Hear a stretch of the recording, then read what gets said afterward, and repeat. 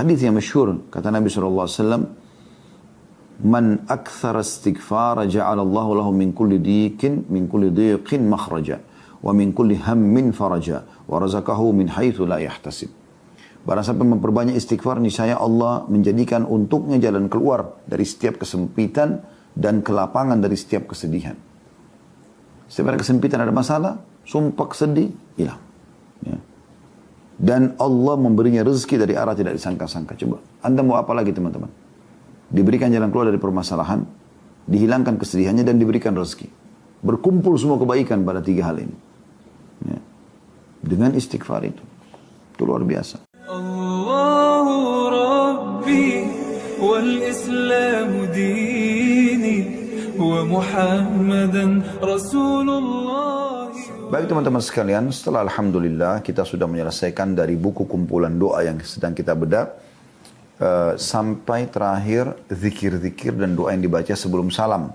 Dan potongan terakhir yang sempat kita bahas panjang lebar, yaitu memohon kepada Allah Subhanahu wa Ta'ala agar dimasukkan ke dalam surga, ya, dan dijauhkan dari api neraka. Dan oleh karena itu di potongan doa, kalau Anda pegang bukunya di halaman 56, ya, ada potongan doa di situ, Allahumma inni as'alukal jannata wa a'udzubika minan nar.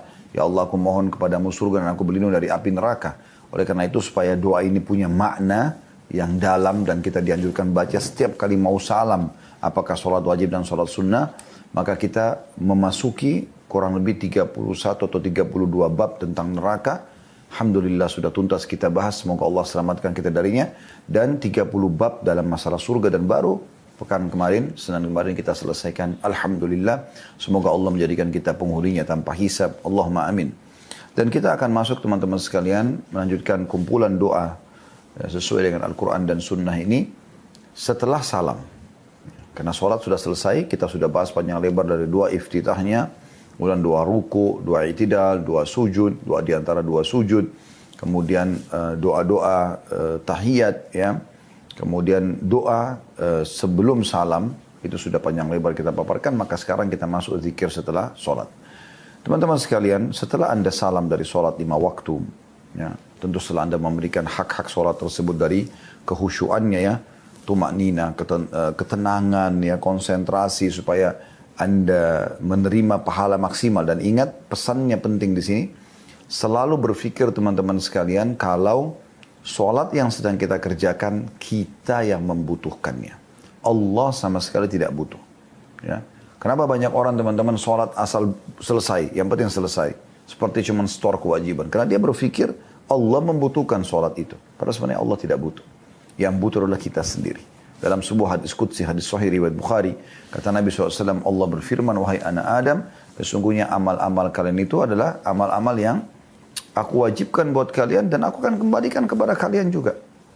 Jadi Allah tidak butuh.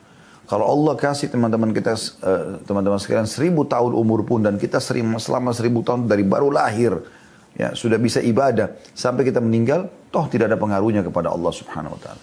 Allah tidak butuh, yang butuh kita. Maka fahami, setiap kali Anda sholat, Anda puasa, Anda baca Quran, Anda berzikir, Anda berdoa, Anda silaturahim keluarga, Anda bersedekah, semua itu kita yang butuh.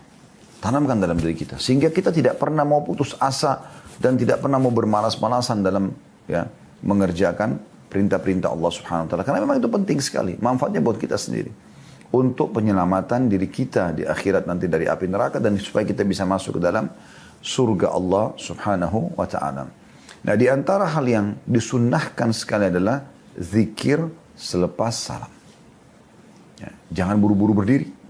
Ya, kata Nabi SAW, kalau seseorang selesai salam sholatnya, selama dia tidak berdiri dari musallahnya, tempat dia salam tadi, tidak berbicara dengan orang di sebelahnya, ya, tidak membatalkan wudhunya, ya, ini beberapa riwayat kita gabungkan, ya, maka malaikat di atas kepalanya akan mengatakan, ya Allah ampuni dia, ya Allah rahmati dia. Ya, terus saja dibaca ini, ya, sampai dia melakukan poin-poin ini. Dalam beberapa riwayat lebih banyak disebutkan berdiri dari tempat musola dan membatalkan wudhu, gitu kan. Ini berarti menandakan kita dianjurkan untuk berzikir, dan malaikat terus mendoakan kita selama kita masih duduk di situ berzikir. Ya, oleh karena itu kata para ulama, banyak orang yang digoda oleh syaitan dibuat seakan-akan dia punya hajat yang mendesak supaya dia berdiri dan meninggalkan tempat sholatnya sehingga doa malaikat terputus. Ya, semoga Allah maafkan kalau kita melakukan di masa-masa lalu. Tapi setelah kita belajar ini ke depannya usahakan jangan pernah luput lagi dari kita. Dan harusnya kita menjaga ini. Ya, harus kita jaga benar-benar. Dan jangan sampai teman-teman sekalian ini terlewatkan begitu saja. Ya, ini poin penting yang harus kita ketahui. Dari kita butuh ibadah kita itu dan juga teman-teman sekalian kita harus menyadari bahwasanya ya, syaitan sering menggoda orang agar tidak mengerjakan zikir ini selepas sholat. Buru-buru. Dengan bisikan misalnya nanti dibaca sementara di jalan. Padahal sebenarnya di jalan belum tentu kita membacanya. Syaitan akan menyibukkan lagi kita supaya jangan di buku amal kita tercatat zikir-zikir yang mulia ini. Baik, zikir yang pertama teman-teman sekalian ya, yang kita bisa lakukan dan ini dianjurkan adalah memohon ampun, istighfar kepada Allah Subhanahu Wa Taala. Dan yang dinukil dari Nabi SAW adalah lafadznya astagfirullah. Ya. Tidak ada tambahan yang lain, tidak ada azim, dan tidak ada yang lainnya selanjutnya yang sering banyak dibaca oleh kaum muslimin. Tapi lafadz hadisnya yang ini diriwayatkan oleh Imam Muslim di 1 halaman 414 ya. Yaitu astagfirullah, astagfirullah, astagfirullah 3 kali. Dan sebagian ulama mengatakan fungsi dan manfaat daripada istighfar ini adalah membersihkan kalau sementara sholat kita punya kesalahan-kesalahan atau kelalaian. Nah, ini kemudian disambung dalam riwayat Imam Muslim setelah istighfar 3 kali. Kalau kita membaca Allahumma antas salam wa minkas salam tabarakta ya dzal jalali wal ikram. Tabarakta ya dzal jalali wal ikram. Artinya, aku mohon ampun kepadamu ya Allah. Aku mohon ampun kepadamu ya Allah. Aku mohon ampun kepadamu ya Allah. Ya. Kemudian, ya Allah, sesungguhnya engkaulah yang memberi keselamatan. Allahumma antas salam. Wa minkas salam. Dan keselamatan itu ya, darimu. Tabarakta ya dzal jalali wal ikram. Maha suci engkau, wahai Tuhan yang memiliki keagungan dan kemuliaan. Ya, ini makna globalnya. Renungi teman-teman 2 zikir ini. Digabung dari 1. Yang pertama adalah istighfar. Astagfirullah, astagfirullah, astagfirullah. Ini zikir yang luar biasa. Zikir yang luar biasa. Dan saya sudah pernah memberikan isyarat teman-teman sekalian agar Anda memiliki buku ini. Ya, akan saya tunjukkan sebentar lagi insya Allah. Tolong buku tentang keajaiban istighfar.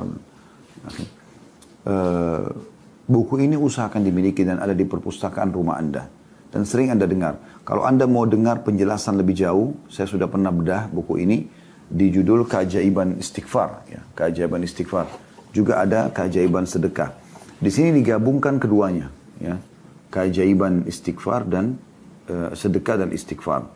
Tentu dua-duanya sudah pernah kami bedah khususnya tentang keajaiban sedekah. Bagaimana dia sangat luar biasa memperbanyak rezeki dan juga memudahkan permasalahan yang sedang kita hadapi. Demikian juga dengan istighfar. Banyak sekali manfaatnya dari istighfar tersebut. Ya. Dan itulah sebabnya kenapa begitu salam dari sholat yang paling pertama dinukil atau dianjurkan adalah beristighfar. Ya. Dan itu banyak sekali keutamaannya. Di buku ini saya bacakan sedikit ya. Abu Musa al-Asy'ari radhiyallahu anhu berkata, dahulu kita memiliki 2 pelindung dari siksa, dari azab Allah. Salah satunya telah pergi, yaitu keberadaan Rasulullah SAW. Beliau sudah wafat. Ya. Dan tersisa istighfar. Apabila ia juga pergi, maka kita binasa. Ini perkataan sahabat Nabi ya. Yang jelas-jelas ikut bersama Nabi SAW dalam perjuangan-perjuangan. Abu Musa al-Asy'ari masuk sekali radhiyallahu anhu. Tapi beliau mengatakan itu. Setelah Nabi SAW meninggal, beliau mengatakan, dulu kita punya 2 hal. Dua-duanya bisa menyelamatkan dari siksa. Yang pertama sudah pergi, yaitu keberadaan Rasulullah SAW. Kalau beliau ada, kita berdosa, kita bisa datang ya Rasulullah, mohon ampunlah kepada Allah untukku. Itu banyak sering terjadi begitu para sahabat ya, ridwanullah alaihim. Yang buat dosa lalu beliau minta agar Nabi SAW memohon ampun, itu bisa. Ya. Tapi sudah pergi, Nabi SAW sudah meninggal, kita nggak mungkin lagi. Ya. Bertemu dengan beliau SAW kecuali di akhirat nanti. Dan insya Allah kita bertemu dengan beliau, dimulai di haudnya SAW. Atau kita akan minum dari haudnya, telaga Nabi SAW. Dan semoga kita mendapatkan syafaat beliau yang mulia sallallahu alaihi wasallam dan bersama beliau di surga insyaallah. Allahumma amin. Juga dan ini sudah pergi, sudah tidak ada. Tinggal yang kedua adalah istighfar. Kalau kita juga tidak istighfar maka binasalah kita. Makna ini dalam sekali, artinya kalau Anda menyombongkan diri tidak mau istighfar kepada Allah, berarti Anda sebenarnya teman-teman sekalian orang yang memang siap untuk berhadapan dengan hukuman Allah Subhanahu wa taala. Karena kita tidak luput dari kesalahan dalam keseharian kita kan. Seperti itu. Ya. Rabi' ibn Hutsaim rahimahullah, salah satu ulama tabi'in masyhur ya, dengan kesolehannya. Merendahlah kalian kepada Rabb kalian, berdoalah kepadanya di kala senggang.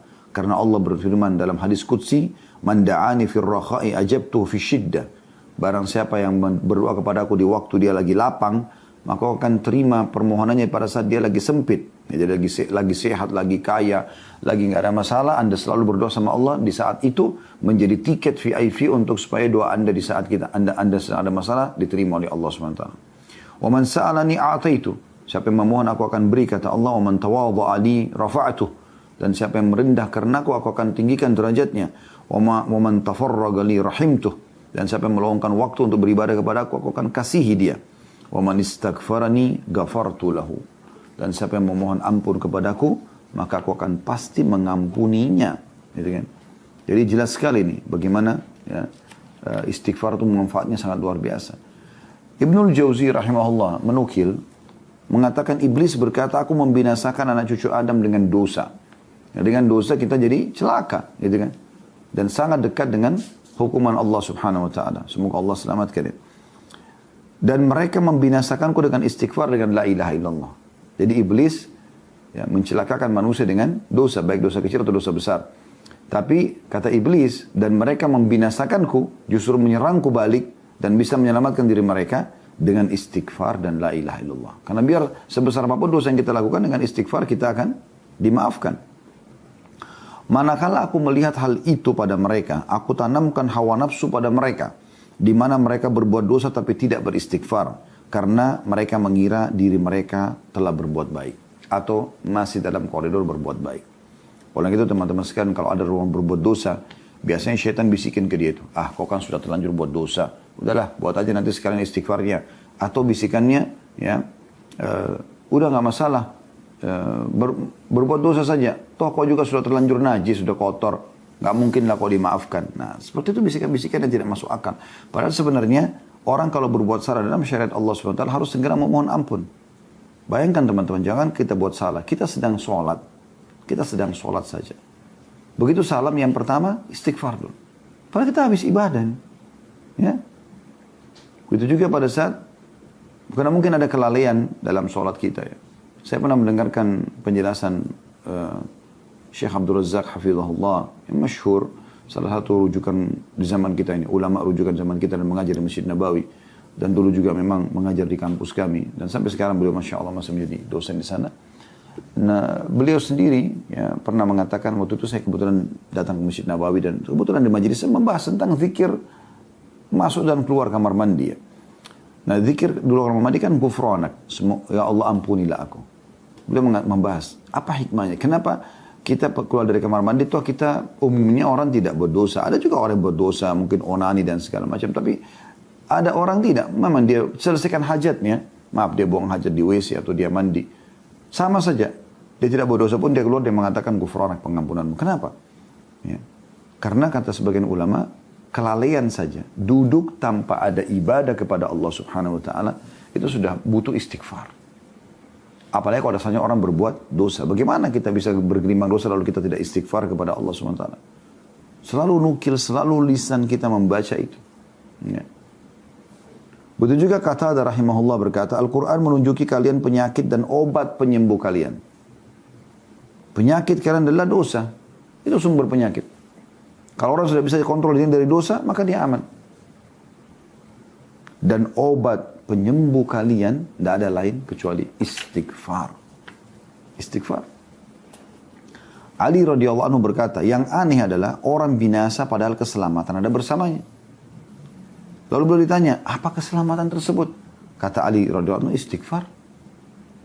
Ya, orang binasa kenapa? Karena dosanya kan. Sama di perusahaan Anda buat kesalahan. Bagaimana caranya supaya Anda tetap bisa bekerja dan dapat fasilitas kantor? Ya Anda mohon maaf, perbaikin kesalahan Anda. Kan begitu. Itu rasionalnya. Walaupun di perusahaan karena kita berhadapan dengan manusia, bisa saja dia tidak terima kembali. Atau tidak ingin permohonan maaf kita. Kan gitu. Itu poin. Maka di sini teman-teman sekalian, orang buat dosa sama Allah Subhanahu wa taala tidak ada solusinya kecuali istighfar. Dan contoh terbaik adalah istighfar yang sedang kita bahas ini. Bagaimana kita membaca teman-teman sekalian, astagfirullah, astagfirullah, astagfirullah, begitu salam. Ucapan pertama itu, memohon maaf kepada Allah SWT. Jangan sampai dalam sholat kita ada kelalaian-kelalaian. Kita mengkhayal, tidak khusyuk dan segala macam. Ini penting. Ya. Lalu Ali mengatakan, tidaklah seseorang hamba diilhami oleh Allah Subhanahu wa ta'ala untuk beristighfar, sementara dia Allah berkehendak untuk mengadabnya. Kalau lisan kita bisa mengatakan astagfirullah, habis sholat ini kan astagfirullah. Apakah ada lafaz lain Ustaz? Ada. Ada dalam hadis ya, yang menyebutkan keutamaan sifat Allah Al-Hayyul Qayyum, zat yang maha hidup dan mengurus terus-menerus mengurus makhluknya. Dalam sebuah hadis yang dihasankan seingat saya oleh para ulama, siapa yang membaca astagfirullahal azim alladzi la ilaha illa huwal hayyul qayyum, ada hayyul qayyum, wa atubu ilaih, maka akan diampuni dosanya walaupun sebanyak buih di lautan. Ya. Tapi ini bukan dibaca selepas salam ya. Anda perlu dengan bijak teman-teman ya, dan ilmu yang cukup meletakkan semua apa yang diajarkan Nabi SAW pada tempatnya. Kalau Nabi SAW sudah menentukan jenisnya, jumlahnya, waktunya, tempatnya, tidak usah diubah-ubah. Kan gitu. Ya. Selepas salam, istighfar 3 kali. Dan lafadznya astagfirullah. Begitu hadisnya riwayat Muslim tadi. Astagfirullah, astagfirullah. Nah ini. Anda mau ganti dengan istighfar lain, Anda butuh dalil. Kan gitu. Kalau Anda mau bijaksana. Tapi Anda bebas, silahkan saja. Ini kami menyampaikan supaya Anda renungi. Ya, sehingga ibadah kita itu betul-betul mengikuti prosedur yang ada. Tujuannya untuk itu. Karena kalau kita ikuti prosedur yang ada, kita selalu aman kan. Di alam kita manusia saja kalau kita ikuti prosedur yang ada, kita akan aman. Kan itu. Kita bekerja misalnya, kita ikuti prosedur dan peraturan yang ada. Kita akan dapat gaji kita, dapat hasil kita. Ya. Kita bisnis kita yang lain. Pokoknya apa saja kita kerjakan, kita ikuti prosedur, maka akan aman. Tapi kalau tidak, maka jadi masalah. Ya. Bisa diterima, bisa dimaafkan, bisa juga tidak. Yang jadi masalah ini kalau tidak dimaafkan. Maka ikuti prosedur, itu penting. Prosedurnya adalah selepas salam, astagfirullah, astagfirullah. Itu lafaz Nabi. Dan kita tidak lebih pintar daripada Nabi SAW. Kan itu poin. Ya. Semoga bisa ditangkap pesannya di sini. Jadi kalau Allah memudahkan lisan seseorang hamba mengatakan astagfirullah, berarti Allah sudah memang tidak ingin mengisahnya. Karena Allah berikan dia kesempatan mengucapkan. Kalau Allah tidak mau teman-teman kita mengucapkan istighfar, kita akan terlalaikan. Kemudian Luqman Al-Hakim, yang disebutkan dalam surah Luqman namanya. Ada yang mengatakan dia Nabi, kita mengatakan alaihissalam. Ya, bahwa dia berwasiat kepada putranya, wahai anakku, Allah memiliki beberapa waktu tidak ditolak orang yang meminta pada waktu itu, maka perbanyak istighfar. Jadi misalnya kayak sepertiga malam, ya, itu kan waktu mustajab doa ya. Tapi apa yang Allah perintahkan itu? Wabil asharihum yastaghfirun. Dan pada waktu sahur mereka banyak istighfar. Ya. Anda bangun setengah jam sebelum subuh atau 1 jam Anda sudah sholat malam, masih ada waktu, perbanyak istighfar di situ. Dipuji oleh Allah Subhanahu wa taala istighfar itu. Dan Allah memang menanyakan kepada para malaikat jadi sepertiga malam, apakah ada hamba-hambaku yang beristighfar, maka saya maafkan. Kan begitu.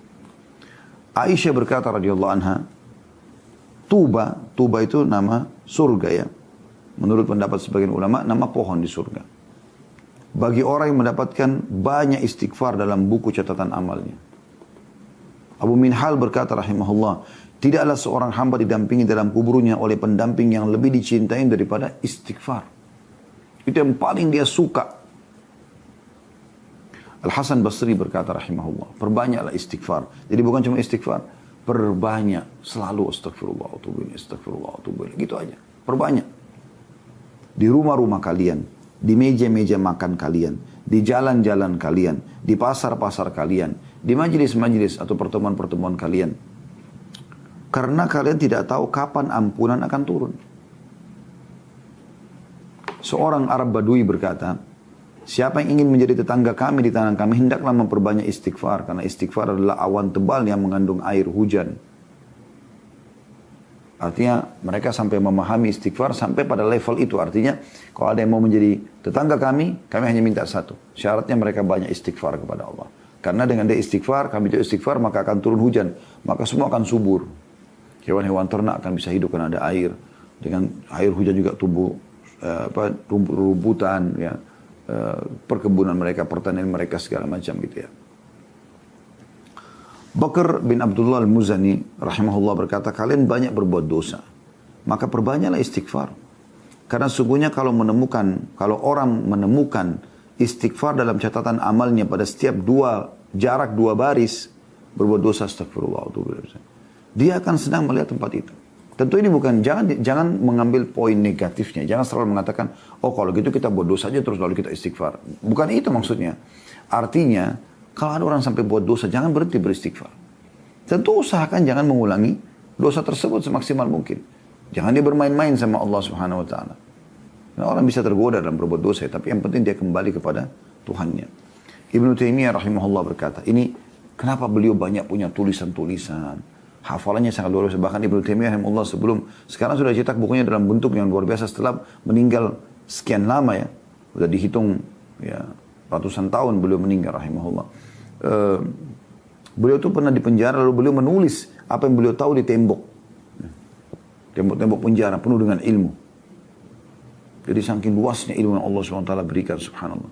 Apa yang beliau kasih resepnya kepada kita? Supaya tidak mudah lupa hafalan dan segala macam. Beliau mengatakan, fikiranku terpaku pada sebuah masalah yang sulit bagiku. Kayaknya nggak ada solusinya nih. Gitu. Maka aku beristighfar kepada Allah 1000 kali sampai dadaku dilapangkan dan masalah yang sulit terpecahkan. Aku kadang berada di pasar, masjid dan sekolah.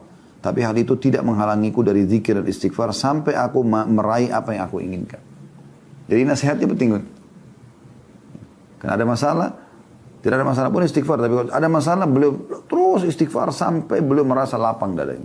Dan tidak mengenal waktu dan tempat lagi. Ya. Anda lagi meeting teman-teman sekalian. Apa salahnya kalau Anda beristighfar kepada Allah? Kan tidak ada salahnya. Tidak ada ruginya gitu. Ya. Sesuatu yang mudah sebenarnya. Dan banyak sekali manifestasi daripada istighfar itu. Banyak sekali manfaat-manfaatnya gitu ya. Di antara hal yang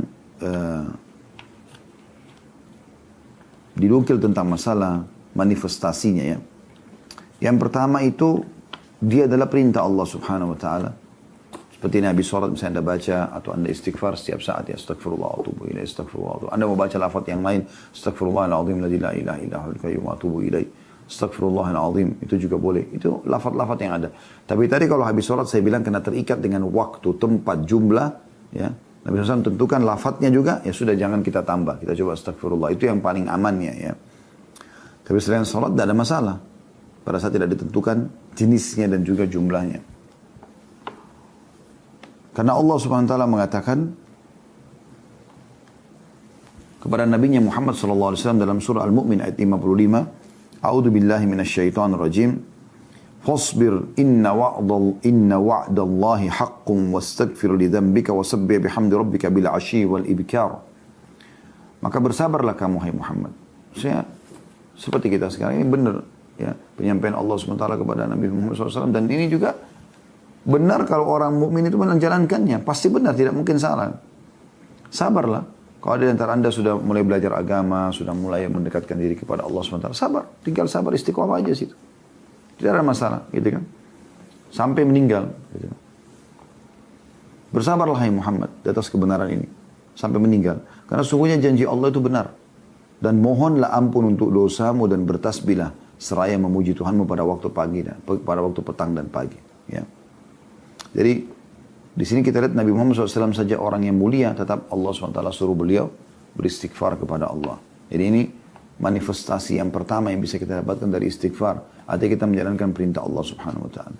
Juga dalam surah Muhammad ayat 19 Allah SWT berfirman, A'udzu billahi minasyaitonir rajim fa'lam annahu la ilaha illallah wastaghfir li dzambika walil mu'minina wal mu'minat wallahu ya'lamu mutaqallabakum wa mathwaakum.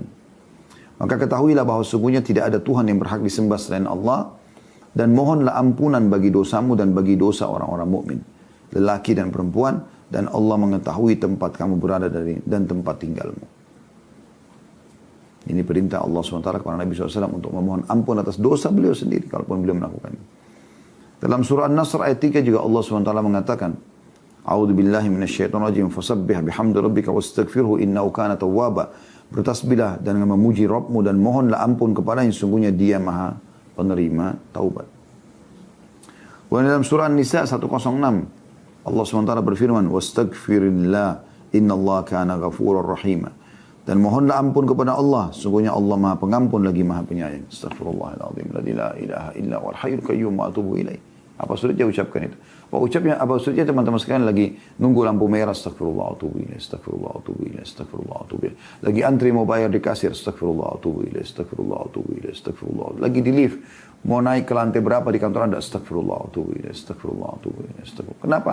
Teman-teman lagi habis mandi, mau buka lemari sambil ngambil baju, pilih baju, astagfirullah atubu. Apa susahnya? Kenapa gak ucapin ini? Sambil mau menuju ke rak, ambil sepatu, astagfirullah atubu ilaih. Sambil menuju ke mobil, sambil mau buka pintu mobil, sambil jalan. Kenapa pada saat menunggu makanan disiapkan oleh istri tidak mengatakan astagfirullah atubu ilaih? Kenapa seorang istri tidak pada saat masak mengatakan astagfirullah atubu ilaih? Terus saja astagfirullah atubu ilaih. Apa ruginya? Selama Anda tidak berbicara sama orang, kan istighfar saja. Memperbanyak istighfar sangat bagus. Ya.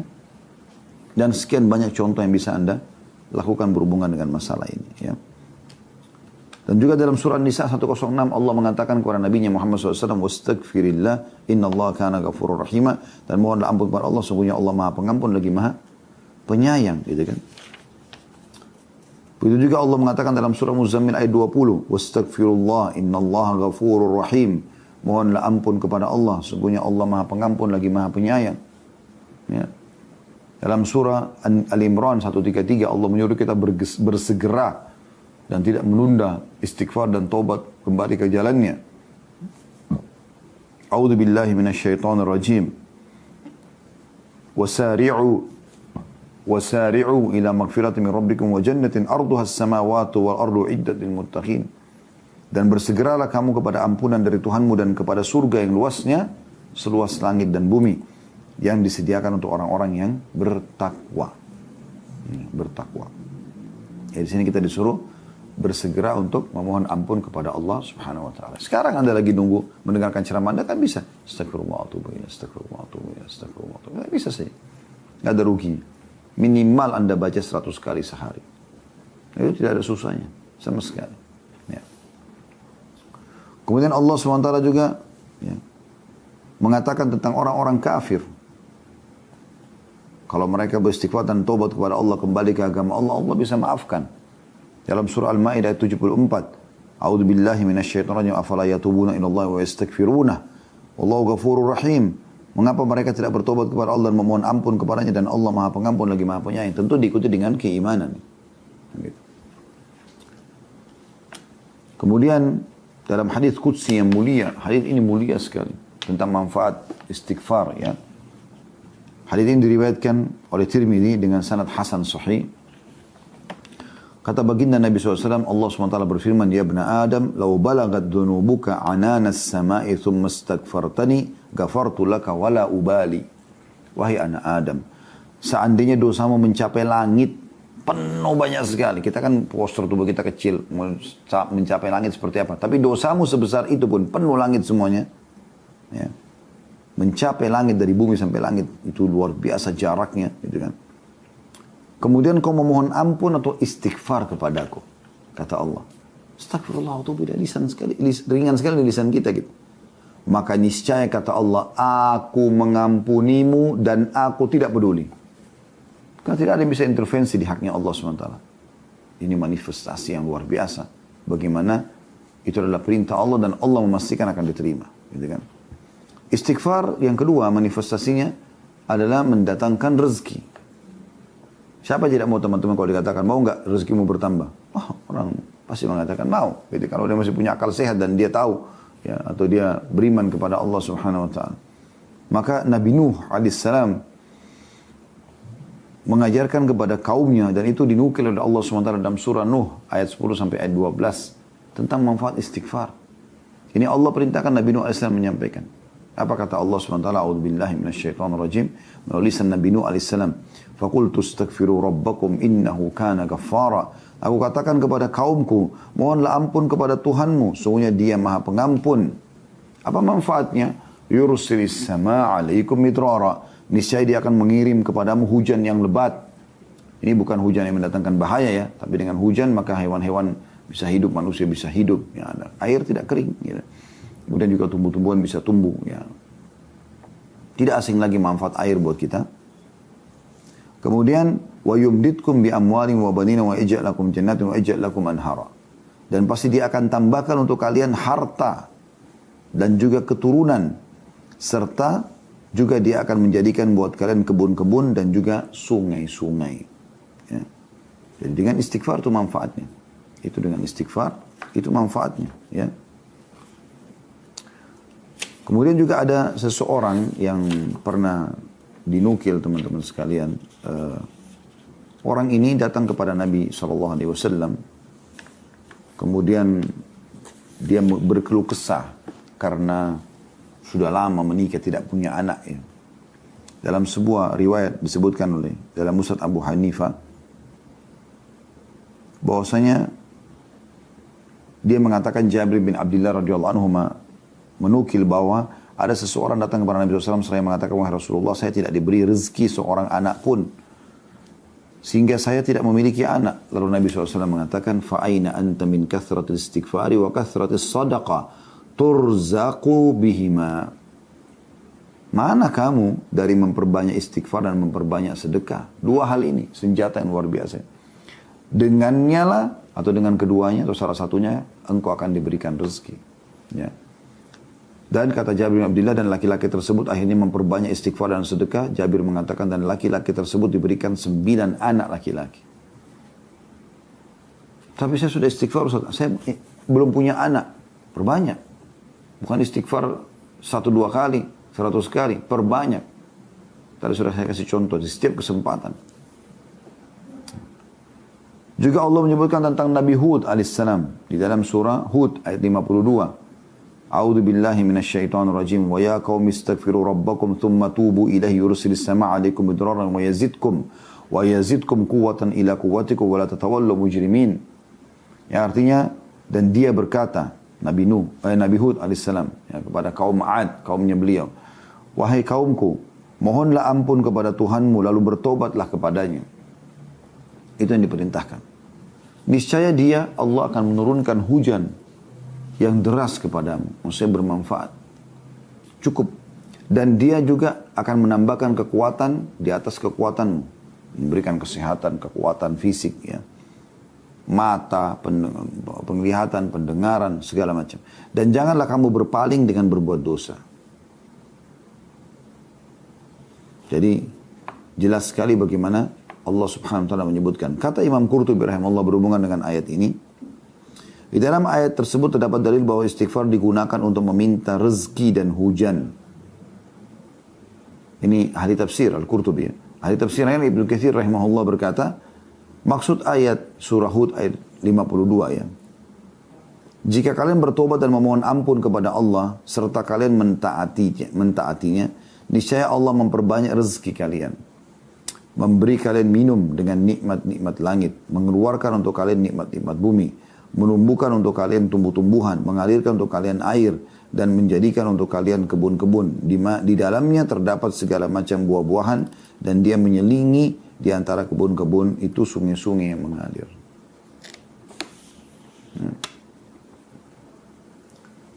Amir Mu'minin Umar bin Khattab radhiyallahu anhu berpegang dengan makna-makna dalam ayat itu ketika beliau meminta hujan kepada Allah Subhanahu wa taala.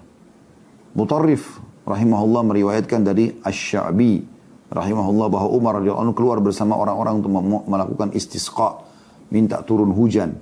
Beliau hanya beristighfar dan tidak lebih dari itu hingga beliau pulang. Ada yang bertanya kepadanya, kami tidak mendengar Anda memohon hujan. Kata Umar, aku memohon hujan dengan mujadi langit. Ya, mujadi ini ada terjemahannya di situ ya. Yaitu bentuk jamak dari majdah yang berarti satu bintang langit. Menurut bangsa Arab mereka merupakan salah satu bintang yang menunjukkan turun hujan gitu. Dan Umar mengkiaskan istighfar sini dengan bintang. Maksudnya, ini bukan berarti Umar minta pada bintang, bukan ya. Tapi Umar mengatakan, aku memohon hujan dengan yang bisa membuat terketuk langit itu. Yang merupakan tanda turunnya hujan. Kemudian dia membaca firman Allah SWT, mohonlah ampun kepada Tuhanmu. Sungguhnya dia maha pengampun, niscaya dia akan mengirimkan hujan kepadamu yang lebat. Kemudian juga dalam hadis yang lain, bagi anda yang merasa dada anda sempit, penyakit anda belum sembuh, utang anda belum lunas, apalah permasalahan anda yang anda sedang hadapi. Ini resepnya, istighfar. Perhatikan hadis ini, hadis sahih, diriwayatkan Ahmad dalam musnadnya, Ibnu Majah juga menyebutkan dalam sunannya, kemudian Al-Hakim sebutkan dalam mustadraknya, ya, dan semua itu disahihkan oleh beliau. Hadis yang masyhur, kata Nabi SAW, man akthara istighfara ja'alallahu lahu min kulli diqin makhraja, wa min kulli hammin faraja, wa razaqahu min haitsu la yahtasib. Barang siapa memperbanyak istighfar, niscaya Allah menjadikan untuknya jalan keluar dari setiap kesempitan dan kelapangan dari setiap kesedihan. Setiap ada kesempitan, ada masalah, sumpah sedih, hilang. Ya. Dan Allah memberinya rezeki dari arah tidak disangka-sangka. Coba, anda mau apa lagi teman-teman? Diberikan jalan keluar dari permasalahan, dihilangkan kesedihannya, dan diberikan rezeki. Berkumpul semua kebaikan pada 3 hal ini. Ya. Dengan istighfar itu. Itu luar biasa. Yang ketiga, istighfar akan membawa masuk ke dalam surga. Atau anda sebutkan dengan tulus. Ya. Seperti tadi hadis yang saya katakan, siapa kata Nabi SAW sampai membaca astaghfirullahaladzim alladzi la ilaha illa huwal hayyul qayyum, ada sifat Allah al-hayyul qayyum wa atubu ilaih, akan diampuni dosanya walaupun sebanyak buih di lautan. Ini menandakan teman-teman sekalian, kalau dosa semua bersih, masuk ke dalam surga. Juga hadis yang masyhur tentang sayyidul istighfar yang kita baca pagi dan sore hari. Apa kata Nabi SAW dari hadis Shaddad bin Aus radhiyallahu anhu, sayyidul istighfar an taqul Allahumma anta rabbi la ilaha illa anta khalaqtani. Tuannya istighfar, yang paling bagus istighfar adalah engkau membaca Allahumma anta rabbi la ilaha illa anta khalaqtani. Wahai Tuhanku Allah, ya, penciptaku, tidak ada Tuhan yang berhak disembah kecuali engkau. Engkau lah yang telah menciptakanku. Wa ana abduka, dan aku adalah hambamu. Wa ana ala ahdika wa wa'dika mastata'tu. Dan aku selalu, ya, senantiasa berada dalam perjanjian bersamamu. Maksudnya bertauhid, tidak menyekutukan Allah. Dan aku yakin akan janjimu, maksudnya tentang pahala orang-orang beriman. Ya. Dan kecelakaan dan hancuran bagi orang-orang kafir. Semampuku. Ya. A'udhu bika min syarri ma sanat. Aku berlindung kepadamu dari kejelekan yang aku perbuat. Abu'u laka bi ni'matika alayya. Aku mengakui semua nikmat yang telah engkau berikan kepadaku. Wa abu'u laka bi dzambi, dan aku mengakui dosa-dosaku. Faghfirli fa innahu la yaghfiru dzunuba illa ant. Maka maafkan aku karena tidak ada yang bisa memaafkan kecuali engkau. Qala, maka berkata Nabi SAW, ini dari hadis Shaddad bin Aus, ya, man qalaha minan nahari muqinan biha famata min yaumi qabla an yumsiya fahuwa min ahli jannah. Sampai mengucapkan 2 istighfar ini. Saya istighfar tadi. Tulus dari hatinya, penuh keyakinan Tuhannya ada dan akan memaafkan dia di pagi hari, kemudian dia mati sebelum tiba sore hari, maka dipastikan dia masuk surga. Wa man qalaha minal laili wa huwa muqinun biha famata qabla an yusbiha wa huwa min ahli jannah.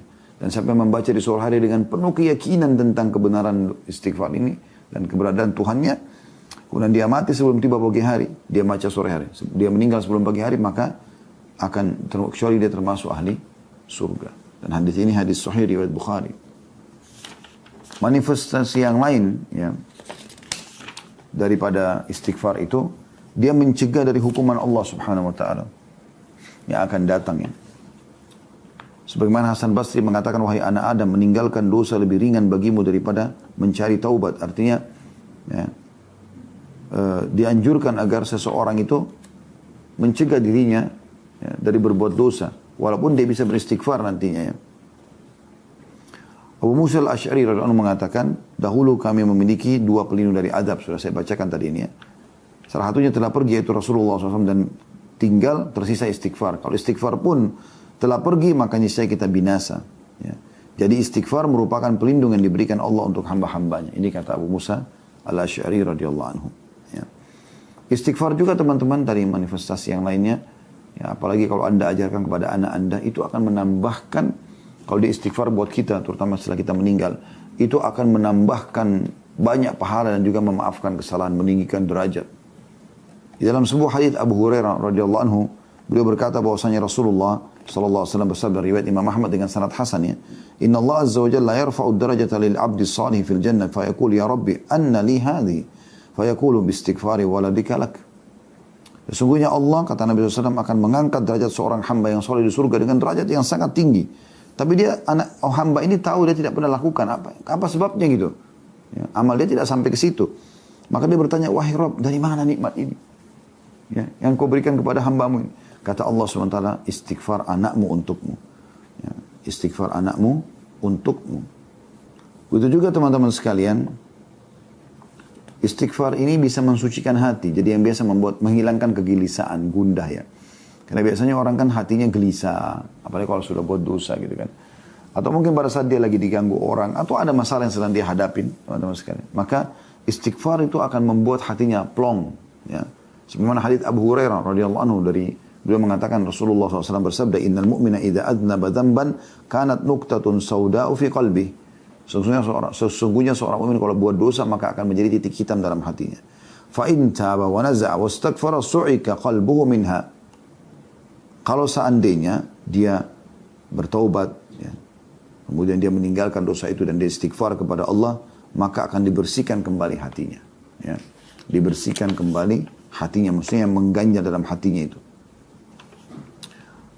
Fa'in zadat hatta taglufa qalbu. Kalau dia tetap saja melakukan dosa, maka bertambahlah titik hitam itu sampai bisa menutupi seluruh hatinya. Fadzalika ar-rana alladhi dzakarahu Allah fi kitabika kalla barrana ala qulubihim ma kanu yaksibun. Dan itulah makna firman Allah dalam surah Mutaffifin ayat 14 tentang ar-ran. Ya. Yang Allah sebutkan dalam kitabnya sekali-kali, ar-ran itu maksudnya masalah yang menutupi hati ya. Sekali-kali tidak demikian. Sebenarnya apa yang mereka lakukan atau usahakan itu akan menutupi hati mereka. Jadi artinya dosa itu akan menutupi hati dan istighfarlah yang akan membuka dan melapangkan hati tersebut. Juga dia bisa mendatangkan keturunan sebagaimana sudah kita jelaskan tadi riwayat Abu Hanifah rahimahullah. Demikian juga istighfar akan menambah kekuatan, sudah kita bacakan tadi surah Hud ya, yang menjelaskan masalah itu, dan sekian banyak manfaat daripada istighfar. Ya. Ini luar biasa manfaat-manfaatnya, dan Anda kalau baca di buku ini cukup banyak informasi dari kisah-kisah nyata orang yang beristighfar dan selesai permasalahan yang sedang mereka hadapi. Allahu a'lam. Baik, itu istighfarnya. Potongan pertama doanya. Kemudian potongan yang kedua, Allahumma antas salam. Ini pengikraran bahwasanya Allah adalah sumber keselamatan. Ya. Engkaulah yang memberi keselamatan. Selamat dari apapun hanya Allah. Jangan pernah minta keselamatan daripada selain Allah. Ini makna tauhid di sini. Ya. Jadi begitu salam, setelah mohon maaf kepada Allah, langsung kita mengatakan, Allahumma antas salam. Semua keselamatan hanya darimu. Wa minkas salam. Ya. Dan darimulah segala keselamatan. Jadi, sesungguhnya ya Allah, engkau yang memberi keselamatan. Ya. Dan darimulah segala keselamatan itu. Tabarakta ya dzal jalali wal ikram. Maha suci engkau, wahai Tuhan yang memiliki keagungan dan kemuliaan. Ini teman-teman, pengikraran masalah tauhid ya. Dan subhanallah, tidak ada sesuatu, percaya ini teman-teman sekalian, tidak ada sesuatu yang merupakan sumber utama kebahagiaan seseorang, ketenangan jiwanya, ya, kecuali dia kembali kepada tauhid. Tauhid ini luar biasa, mengesahkan Allah dan hanya bergantung kepada Allah. Itu sesuatu yang paling mahal dalam kehidupan. Kalau Anda punya ini, dia akan menjadi segala sesuatu bagi Anda. Misalnya Anda sedang ada nikmat, Anda kalau bertauhid kepada Allah, Anda kembalikan kepada tauhid, Anda yakin, oh ini Allah yang berikan nikmat. Maka kita jadi bersyukur. Dan kita hanya kembali kepada Allah agar minta ditambahkan nikmat tersebut. Ya. Dan Allah akan berikan. Kalau Anda lagi buat dosa, Anda lagi buat salah, Anda tinggal kembalikan kepada tauhid. Ya. Anda kembali istighfar kepada Allah Subhanahu wa taala. Anda tahu Anda punya Tuhan, maka Anda mohon kepadanya. Yakin dengan keberadaan Allah Subhanahu wa taala. Kalau Anda sedang menghadapi masalah, ada orang ingin berbuat jahat dengan Anda, kembalikan kepada tauhid. Oh, saya punya Tuhan. Selama saya tidak salah, Allah akan jaga saya. Sedangkan orang salah saja Allah masih bisa tutupin kesalahannya. Apalagi orang tidak buat salah. Kenapa harus takut kepada makhluk? Jangan pernah takut dan bergantung kecuali kepada Allah Subhanahu wa Ta'ala. Nah, itu maknanya luar biasa. Dan tidak ada teman-teman sesuatu yang diinginkan seseorang daripada keselamatan. Selamat dari segala macam mara bahaya atau hal yang dia tidak senangi. Ini sesuatu yang sangat mahal, gitu kan. Makanya kalau ada orang dia kaya raya misalnya, ya, tapi dia diuji sama Allah dengan penyakit, maka dia akan keluarkan seluruh hartanya hanya untuk supaya selamat dari penyakit itu. Kan gitu. Dia gak peduli lagi dengan hartanya, gak peduli lagi dengan ya, resikonya, yang penting dia bisa sembuh. Bisa selamat dari situ. Kalau ada orang naik pesawat, pesawatnya akan jatuh. Kemudian ini perumpamaan saja. Lalu ada pesawat lain yang datang akan membantu. Anda pernah lihat ada pesawat yang mengisi bahan bakar di atas, ya. Saya pernah lihat cuplikan itu ada. Ini contoh saja. Saya ada pesawat mau jatuh nih. Terus kemudian ada pertolongan datang, gitu kan. Kapal itu sudah jatuh di laut. Agar ada pertolongan datang. Tapi pertolongan ini umumnya kan terjadi gratis ya. Tapi kalau misalnya ada orang mengatakan, saya akan selamatkan ya, dengan kapal laut saya ini, tapi harus bayar. Walaupun harus utang dulu, mungkin orang akan bayar dengan seluruh harta yang dia miliki. Yang penting dia selamat, kan gitu. Selamat. Jadi yang penting orang selamat. Keselamatan itu mahal sekali. Maka ini pengikraran tentang Allah Subhanahu Wa Taala pemberi keselamatan. Ini luar biasa ini. Ya.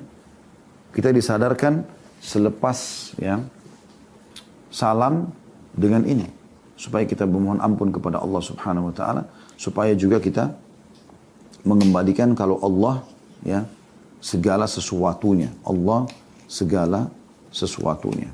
Ya, ini doa yang kita baca selepas salam. Dan insya Allah sampai sini bahasan kita teman-teman sekalian. Kita akan lanjutkan nanti satu kali lagi tentu pertemuan untuk membahas ini ya zikir potongan pertama dari habis salam ya. Karena masih ada yang lainnya, ini masih cukup banyak tentang yang harus dibaca setelah salam. Namun sampai sini saya memberikan kesempatan bertanya masalah istighfar dan juga masalah keselamatan yang Allah Subhanahu Wa Taala berikan.